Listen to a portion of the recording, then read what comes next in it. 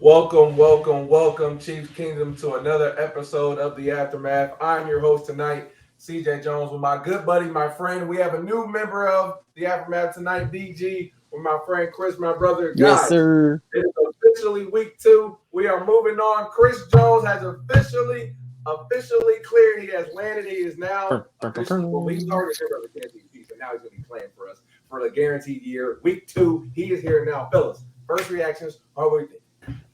Soap opera's over, man. That's all No like. more Twitter fingers, Chris. Oh my gosh, that was the worst part about it. Shut up, was bro. Shut up. just felt like it was the NBA, with how he was handling Bro, this. I'll be there week 8, bro. Let me know what to do, bro. Oh man, but good to have Chris back. I'm sure we're gonna talk about where we think he's gonna play, but I'm just yeah, as great as it is to have the top 3 defensive player back, the number one relief, I just felt relief that this drama was over, man. Not even gonna lie. DG, what you thinking, bro? Man, relief, dog. Relief. It was. It's been a long wait through the whole summer and everything. The back and forth, the Twitter war. Yeah, it's just a massive relief. I'm glad 9-5 is back in the building. We needed him. We need him back for this defense to be dominant. And I really think with him, this defense has a chance to be top 10 in the league. That's the potential I think that they have. So yeah, I'm happy. I'm just glad he's back.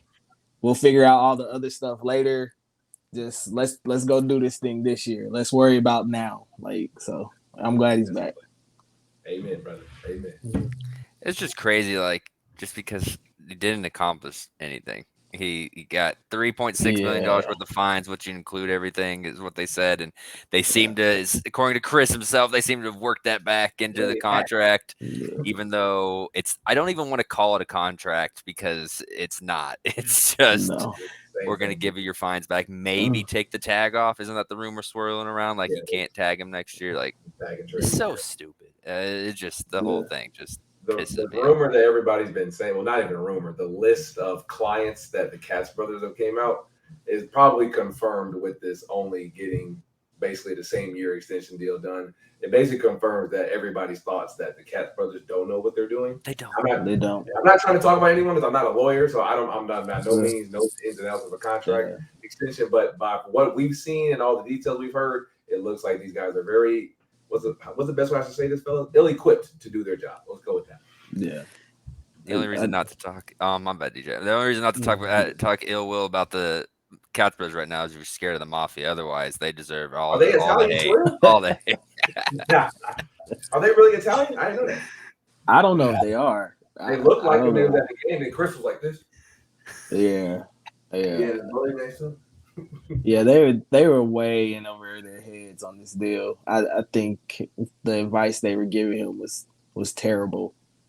If anything, that I think they should have advised him to hold in and make that money this year that counts against the cap, so that the Chiefs were forced their hand pretty much, and they didn't do that, and the holdout was just it was pointless. Like now, because you didn't get anything, especially if the Chiefs can still franchise tag him.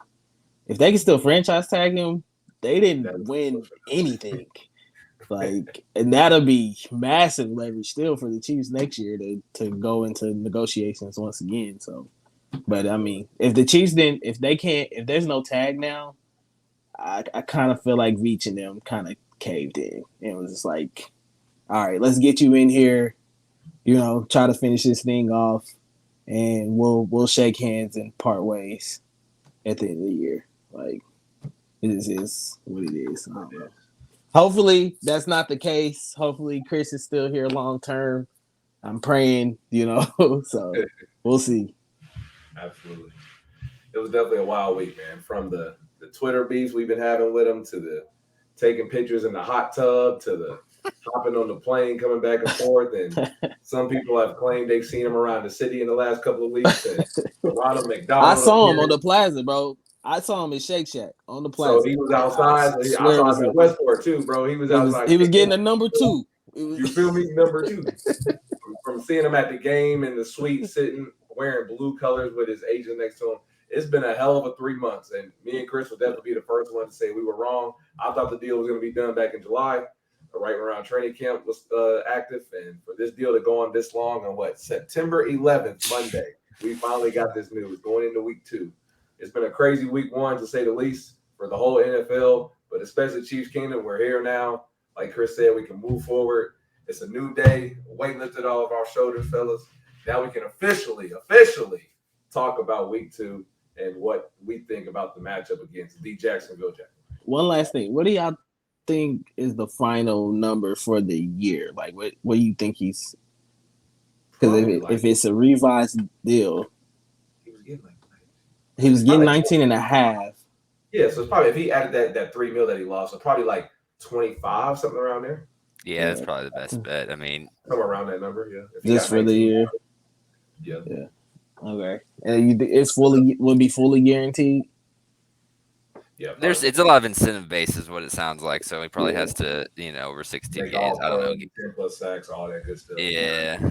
Make the Pro Bowl play. He should already be doing it. You keep tweeting out DPOI every 2 weeks. So man, I got a bet on it too. Hey, I put one in too. I'm a degenerate. We actually have give me my money. You feel me? I need my money, Chris. We can keep this Chris Jones conversation going as we move into the Chiefs Jags preview because mainly the number one thing about is like, is he going to play? Do we think he's playing this week as the Chiefs try to stay up? For sure. Andy, even if he give me 10, 15 snaps, I'm taking it. I don't care. Like, I know what you're trying to set a precedent, and you want to be like, you're not bigger than the team. And I get that. You can have that conversation.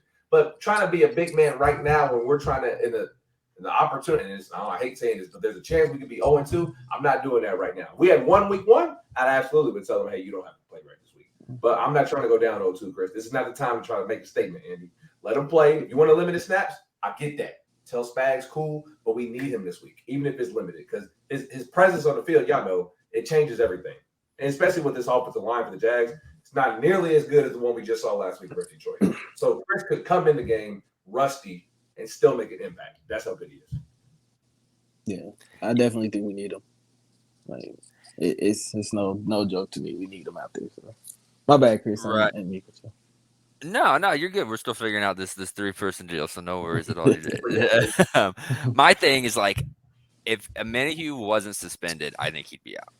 Amenahue was playing in this game against a lesser defensive line, or if the Chiefs beat the Lions, maybe he's still out. Absolutely. Being down a body already, being 0-1, being on the road, I think that's the only reason Andy might, let this slide a little bit. Be like, all right, maybe you're going to be out there on every third down, but otherwise, I would say that he wouldn't be there. But circumstances kind of broke perfectly for the guy, so hopefully, 9-5's in the backfield, introducing himself to Trevor Lawrence there, who they did get off to a good start. I mean, I know it was the Colts, but they put up 31 points, win. Kind of, what's your guys' initial thoughts on this Jacksonville team that their last loss was to this Kansas City Chiefs team last year? They're dangerous, man. They're dangerous. Yeah. The weapons that they have, and Travis Etienne and Christian Kirk and Zay Jones, and now adding Calvin Ridley to the mix is.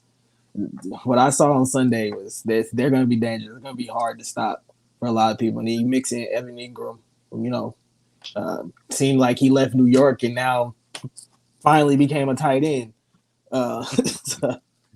They're definitely dangerous. They're definitely a scary matchup.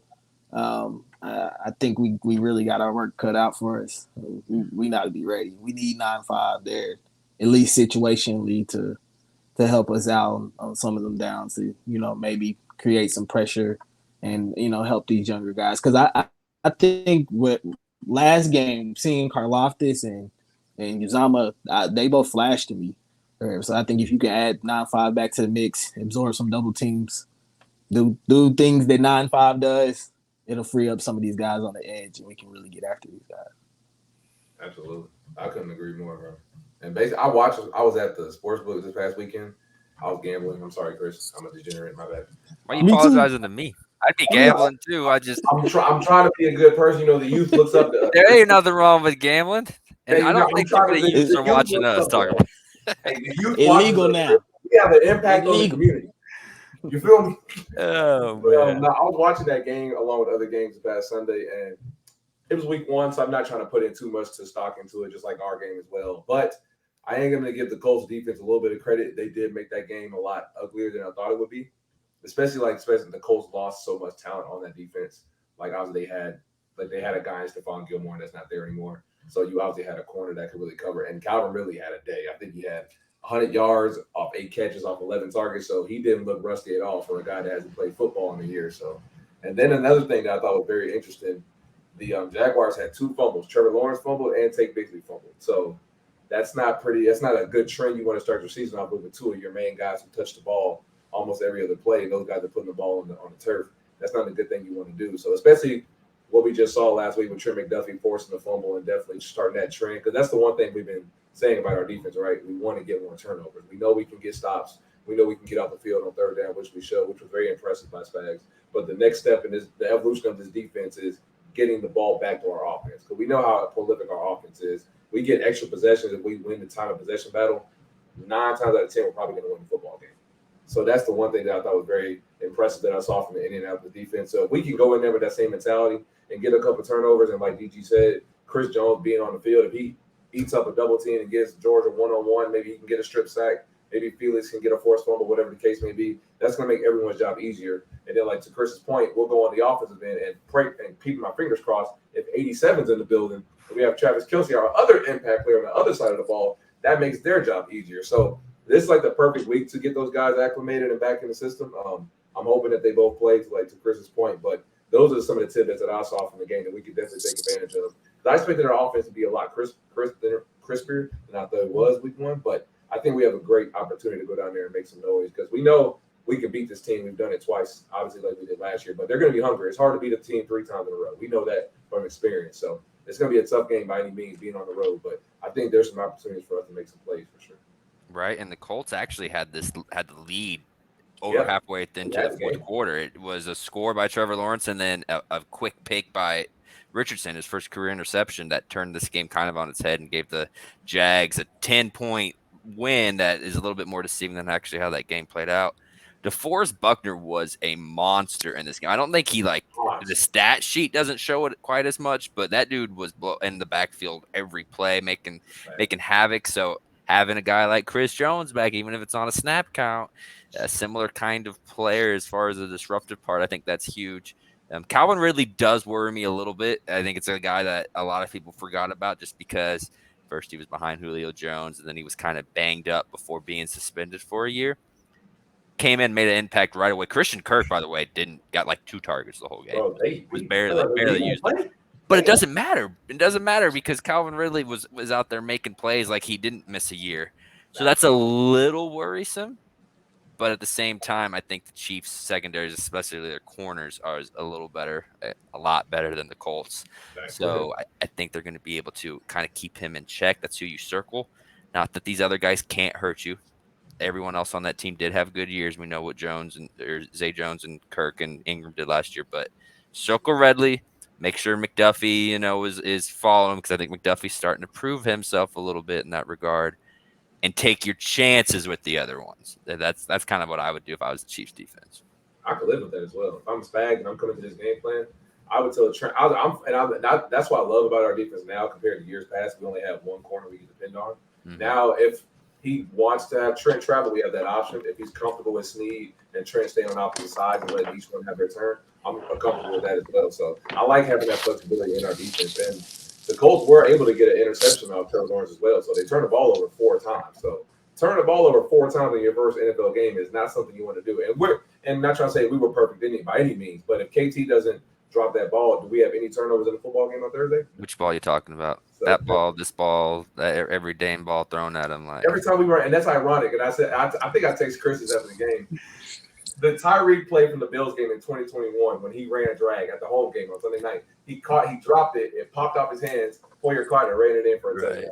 The exact same thing happened with KT. He was running a drag, popped off his hands, pick 6. I'm like, that, and it's the same end zone. I'm like, bro, that's ironic as hell. It was the same play, same spot, same end zone, same direction. It was like you couldn't write that script. I'm like, that's hilarious. Because that's the first thing I thought of when I saw it. But for the Colts to go, and I know it's a division team, so I know they know those guys very well. But to come into a game week 1, that's not a very talented defensive football team, and for them to get 4 turnovers off of you, that's very concerning. At least from a Jaguar standpoint. So us coming into the game and we get 1 turnover off them, I think we can win the game. If we get 2 or multiple, it may get ugly for them because we know how prolific our offense is. And I'm not trying to disrespect the Jaguar defense by any means, but if it's not for a Juju Smith-Schuster shot to the head for a targeting.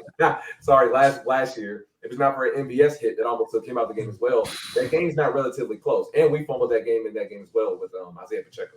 He was on the goal. He was getting in the red zone. He put the ball in turf as well. So we made that first game way harder than it needed to be. And we all know how the playoff game went as well. So our offense is not known for turning the ball over. I don't think their offense is really known for turning the ball over also.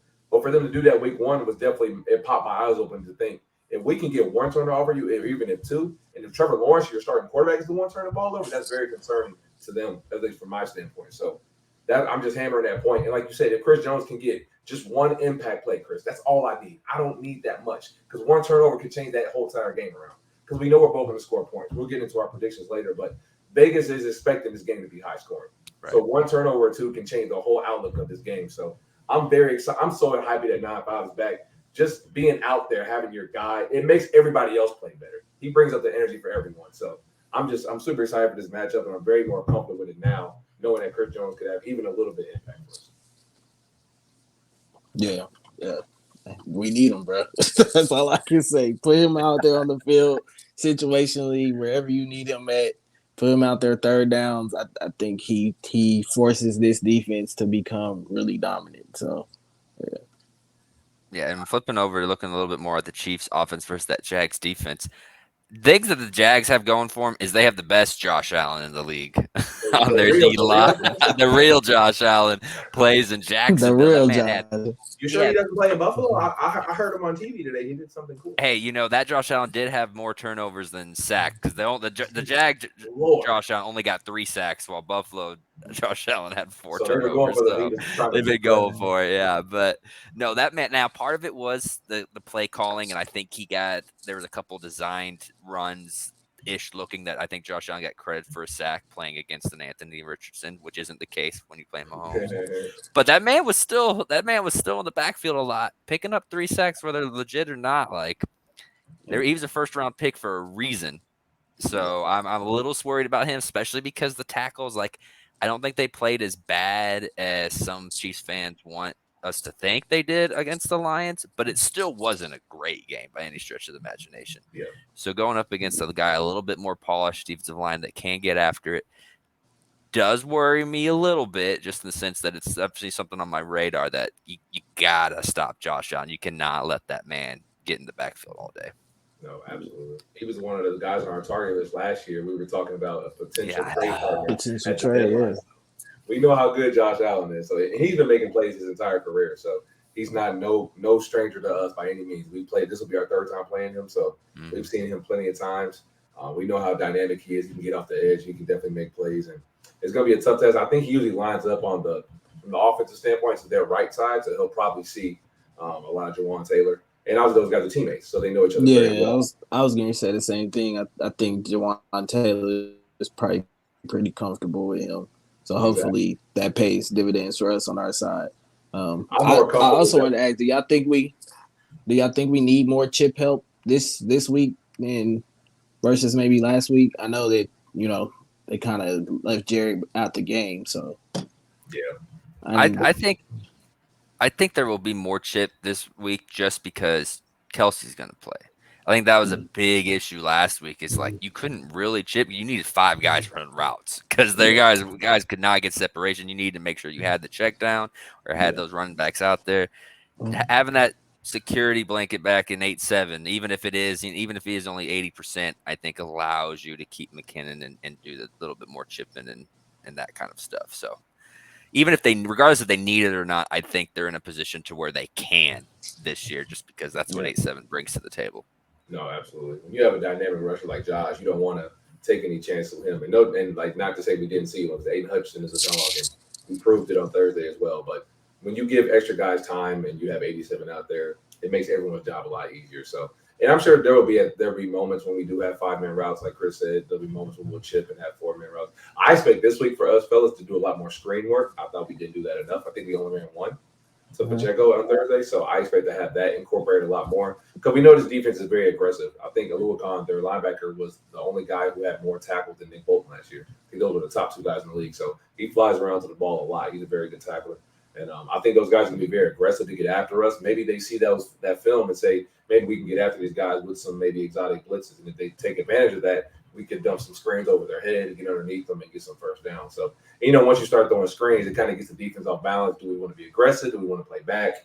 It kind of once you get them on their toes and you're putting the pressure on them, then you can start getting your rhythm. And Andy Reid will start. I call him Screen Game Andy once he starts throwing multiple screens in a series. So I expect to see a lot of that this week and us to get fully back in rhythm. The drops will be cleaned up. Pat will get back to doing his normal reads. So it should be a way much smoother operation offensively after that, especially when you got 10 days off to look at it and think about it. And you just saw what these boys up in Buffalo, New York just did tonight.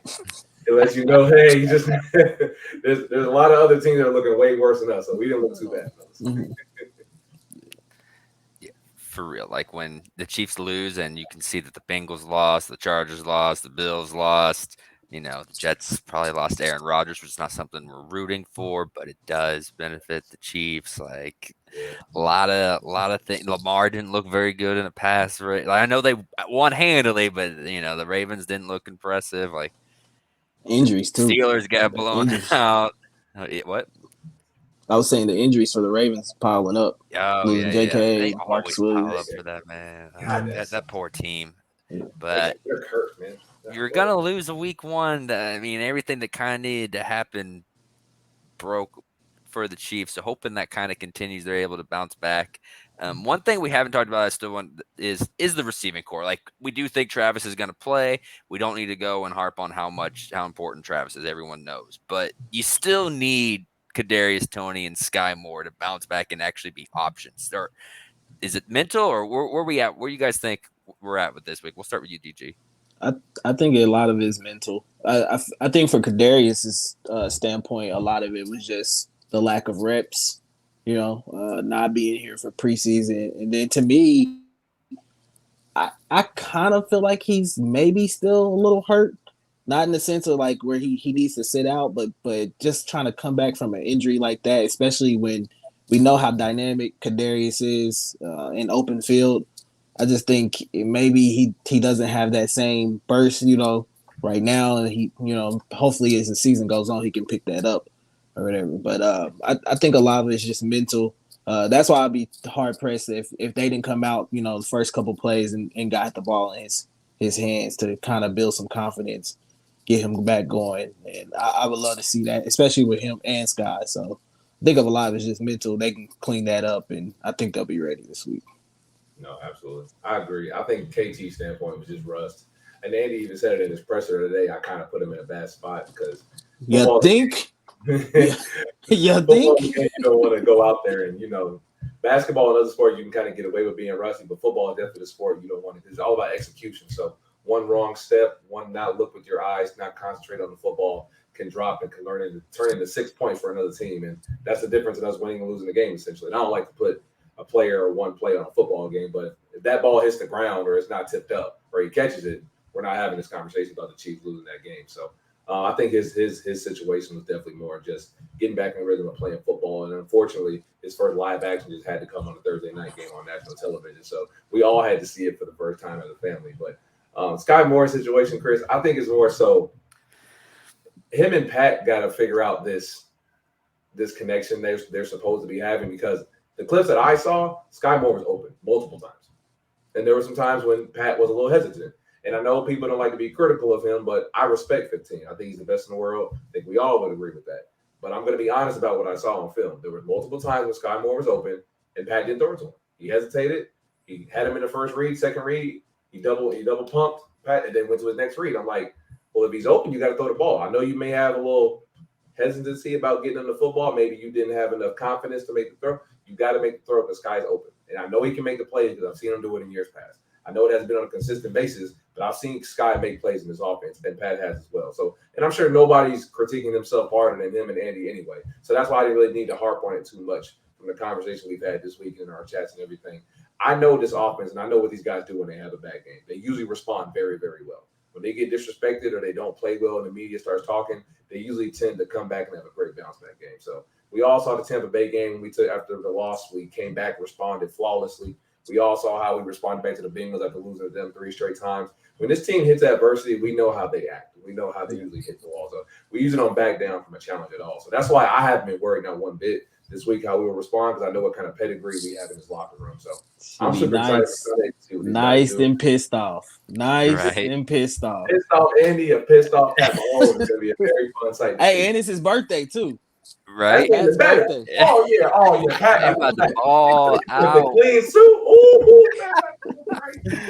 oh man, but I kind of fall in line with you guys too on the receiver stuff. Like Kadarius Toney, he only had like 16 plays and was still getting open and targets. Like, yeah, the results were as abysmal as you could be, but like he was getting open. Not as worried about him.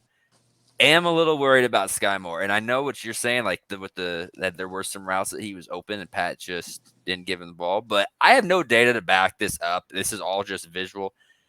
Doesn't there just seem to be something a little off with the way kind of Sky moves out there? Like some of the way his routes, like it doesn't give me a lot of confidence when I'm watching him. It's all feel, and it may just be me, but sometimes just his movements it doesn't remind me of anybody else I've seen in the slot before. And Chris, when I was watching the game, Chris, most of his reps were outside. Yeah, when they were 11 personnel. All the slot reps were going to KT and Rashid. Right, and it's like Richie, and I don't mind them guys being in the slot, but I'm like, Sky Moore's supposed to be the next coming of the guy that's going to carry his offense if need be. At least give him a couple reps in the slot. You kept putting him outside when we went 11 personnel. You can't put a 5'10" guy outside. He can do it at times. I'm okay with that, Chris, but he should not be playing exclusively outside. That's supposed to be MBS's job. Yeah. Or let Justin Ross come in there and do that. That's not Sky Moore's job. So why is he playing? So, of course, naturally, the slot guys get more attention or get easier reads because you're close to the ball. Just like Tribe, he's inside the ball. When you're close to the tackle, it's easier for the quarterback to read you and what the defense is doing. When you're playing outside, it's easier to bracket you. So Sky was almost low-key like a decoy most of half the game. And then when he did run a dig on that one play, Pat double pumped and didn't throw it. And I'm like, bro, he's wide open. I don't know what more you want Sky to do. He can't do a backflip out there.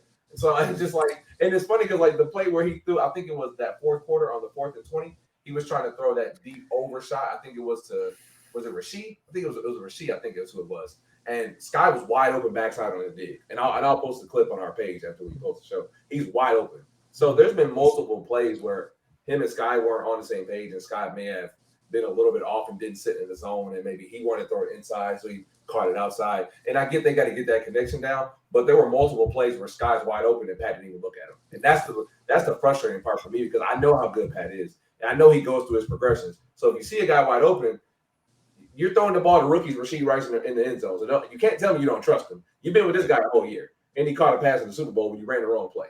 So you can't tell me you don't want to trust him to catch a ball when you threw it to him in the biggest game of your career. So I know these guys can make plays, and I know Sky's open, and I know Pat's capable of making the throws. They just have to go out there and do it. Now, unfortunately, nothing I say will make Chiefs Kingdom feel better. They're going to be frustrated regardless. It don't matter. What I'm saying right now is gibberish, going in one ear, out the other. They don't care. They just want to see it. And I get it. Show me state. They want to see proof and evidence, Chris. I'm all for that. But we do have to be honest. If the quarterback makes mistakes, Pat is human. He makes mistakes. Did the receivers make mistakes? You're absolutely right. They made a lot of them. I just want to hold everyone accountable and hold everyone to the same standard so we can be honest about these conversations that we're having. That's the only thing I want to do, fellas. From your mouth to God's ears. But it won't happen. I'm just wasting my breath. It felt like Twitter is hell. It felt like DG was about to like chime in like 3 times, but you just kept taking the words right out of his mouth as you. He was like, "All right, I got nothing left." CJ, bro, Chiefs Twitter is never satisfied. So from your mouth to God's ears, is all I can say. We can't lose a game on Chiefs Twitter ever. Like we're not allowed to lose ever. If we lose a game, the season's over to them. That's what they think. Not at all. it's just wild. It's funny. That's the standard. That's how good we are. I like it on this side, bro. We weren't having these conversations 10 years ago if Twitter would have been popping back then. But the way life is now in 2023, y'all remember the season where a receiver didn't catch a touchdown? I'm not complaining about receivers, bro. I've seen it all. I've seen the worst of the worst. I've seen it all. So why would I complain about a couple drops? Okay, You're bringing up such bad memories right now. Expectations a little different, CJ, but that's why I tell people, Chris. that's like saying I saw him go 2-14, and I so saw that who too, Chris. cares? I saw that too, and then we went 15-2. I've seen It's that a little too. different when you only got a limited amount of time with 15 back there. You're trying to capitalize as much as possible, and throwing this hodgepodge of young guys out there. There's reason for concern. Like I don't think it's as big of a deal, obviously, as Twitter makes it, because Twitter is just the most annoying, dramatic thing ever. But there are some real concerns. Love you, Chiefs we gotta Twitter. talk about it. Yeah, nah, I ain't lying to nobody. I don't. Chris said, I'll be part of it. I'll be part of it, but I don't love it. Like, Chris said, I don't love none of y'all. oh man, I'm gonna bring Chris some space. He's gonna be like, oh no, I'm good. Yeah. Last thing before we get to our game predictions, I want to go. Who's your guys' X factor? And I'm not take out the big three, even though I think we can make an exception for Kelsey and Chris Jones this week. We're not we're taking them out. Take the big three out. Who's kind of the guy that your X factor in this game? Mine would be Mike Dana. Mike Dana had a lot of pressures on Thursday night against the Detroit Lions, and that's without Chris Jones playing next to him. So if you're coming to this game, he's getting that mojo and that feeling, that rhythm that he had at the end of the season. And that was one of my biggest concerns. Can he continue that trend? When people know your name, they know who you are now. For him to go out there and create a lot of pressures against a top 3 O-line in the NFL for the first game of the year, he played very well. It exceeded my expectations for the beginning of the season. I expected those guys to struggle until Chris got back. And for those guys to go out there and allow 2 touchdowns for the entire game with no Chris Jones was – and I know we had a conversation today, Chris. Some people try to downplay it and say it's the Lions. I'm like, well, all week you were telling me the Lions could score, and now you're saying it was just the Lions. So which one is it? Is their O-line good or is their O-line not good? You can't tell me they're elite last year, and now they're like, oh, well, it's just the Lions. I'm like, no, that's a very good O-line, and our D-line played very well. Shout out to Felix. Shout out to George. Shout out to Mike Dana, the whole crew, Turk, all of them. So for them to play that well in that big a moment against that O-line who doesn't really give up pressures, and now you can get your leader back, I am super – and then we got Charles Omenihu coming very soon, week 7. I'm super excited what this D-line group is going to be able to do. So my X factor is definitely Mike Dana. So if we get a couple sacks on Trevor and get him some 3rd and longs, we can get some turnovers. That'll help us win the game for sure. Yeah, I would definitely say mine is probably going to be Kadarius Toney. I think we need to see how you handle adversity, man. How do you bounce back from everything that happened last week, last game, the drops?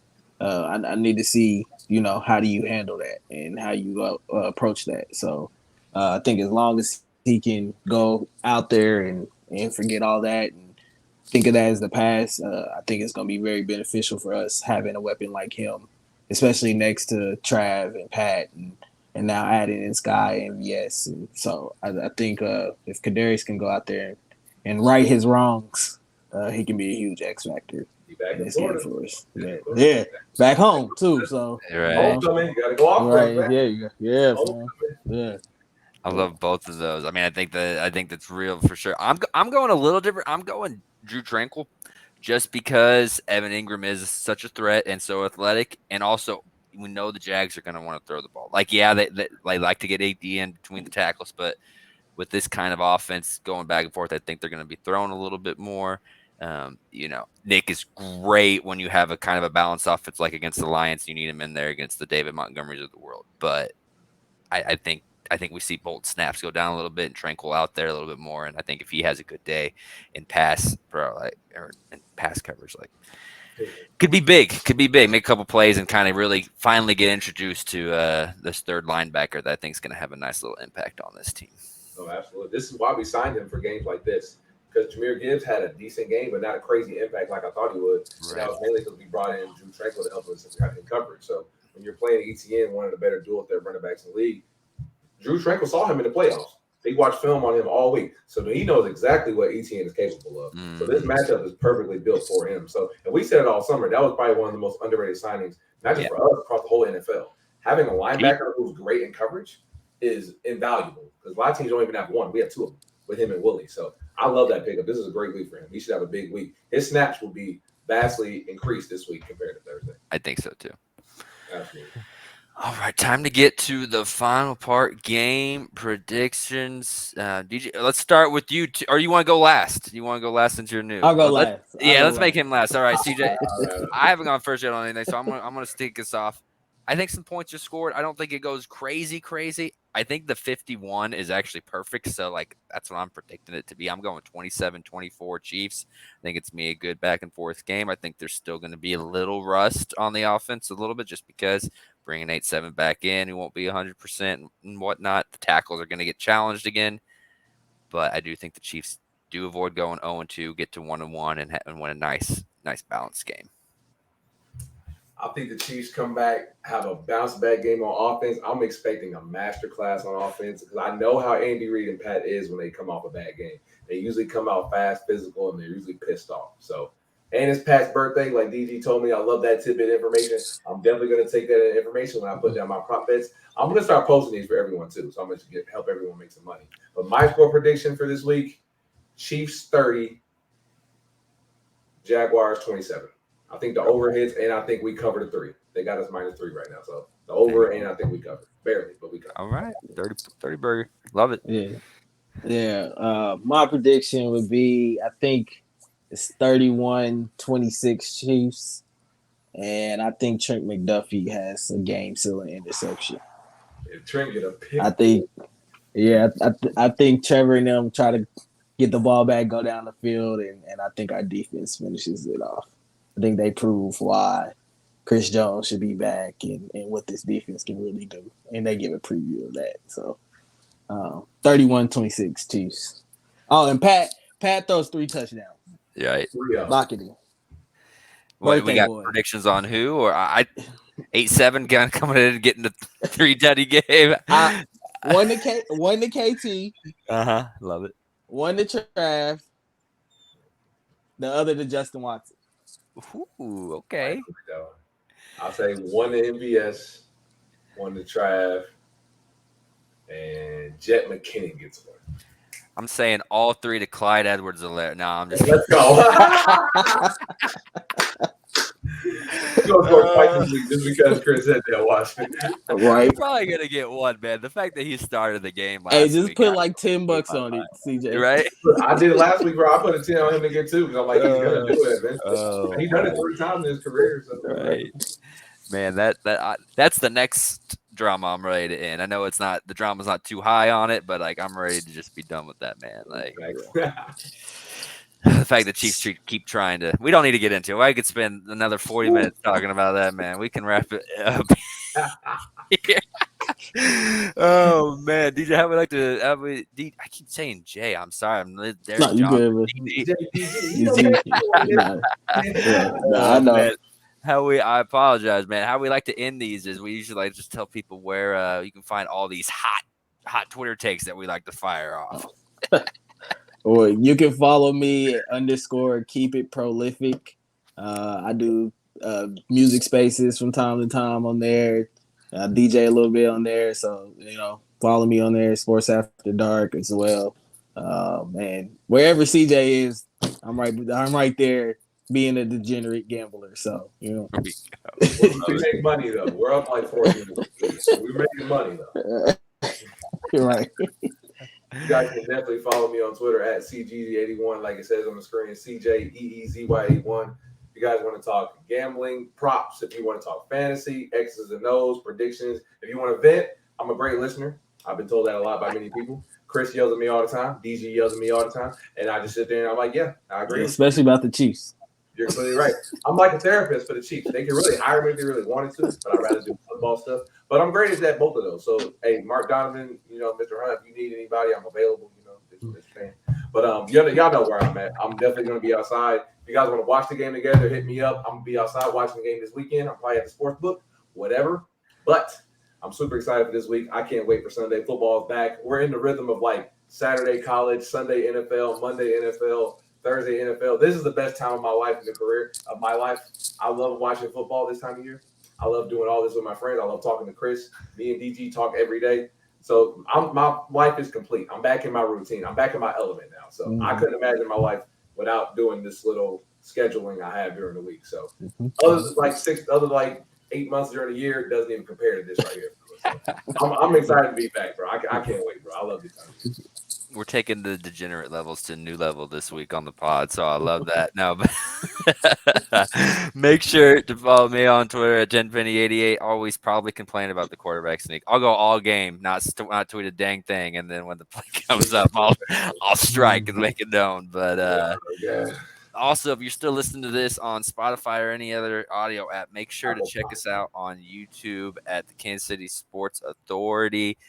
They also do a lot of great KU work. I'm sure half of you hate that, but you know, it's you don't have to watch that. That's just where we're at with our Chiefs stuff. So just you can ignore the Rock Chalk stuff and just go aftermath. So please give that a like and follow. Really appreciate it. But again, thank you so much for joining us today, DG. It was a lot of fun, a lot of good insight there, and I think that's what's going to do it for us this week. We'll talk to you next time. Oh,